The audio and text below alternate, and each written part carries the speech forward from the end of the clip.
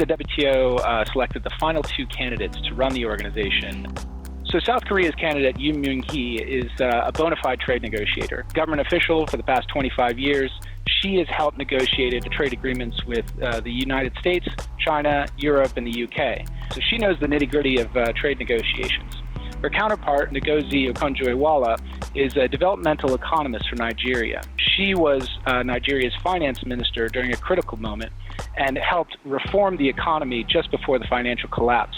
In addition to that, she has a 25-year history at the World Bank and currently sits as a chairwoman at the Global Alliance for Vaccines. That will give her an important and a unique perspective on how the WTO can address the pandemic. Now, the WTO has never had a woman at the head of the organization, and if Okonjo-Iweala is chosen, she would be the first African to lead the organization.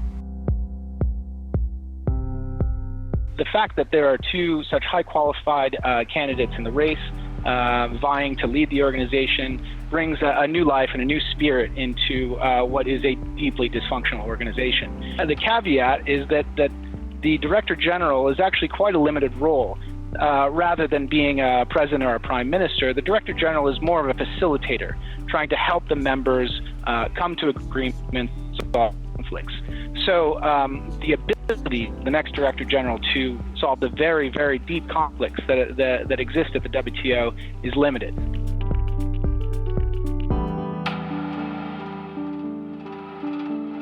But I'm not a big fan of the WTO, that I can tell you right now. Filling the leadership void is the most immediate problem. The former Director General left a year before his tenure was scheduled to end. Members were unable to find an interim leader, so right now the organization is leaderless. Other than that, the organization has had not a great history of negotiating trade deals. Over the past 25 years, it's only concluded one multilateral agreement. So restarting and rebooting the negotiating arm of this organization will be very important for the next Director General. And then finally, the dispute settlement system, which helps nations settle their trade disputes. A key function of that system was paralyzed in December. So at this moment, if a nation wants to bring a dispute, it cannot receive a final ruling, and that means that nations are essentially free to engage in tit-for-tat trade wars. The last phase of the process begins this month and will conclude on October 27th.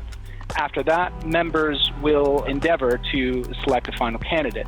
Now, whether that happens immediately or after some wrangling is unclear. A key thing to understand at the WTO is that all decisions are made on the basis of consensus, and getting 164 nations to agree to anything is very, very difficult. So if members are unable to find a final candidate, there exists the possibility of a vote as a last resort. That would be unprecedented in the WTO's history.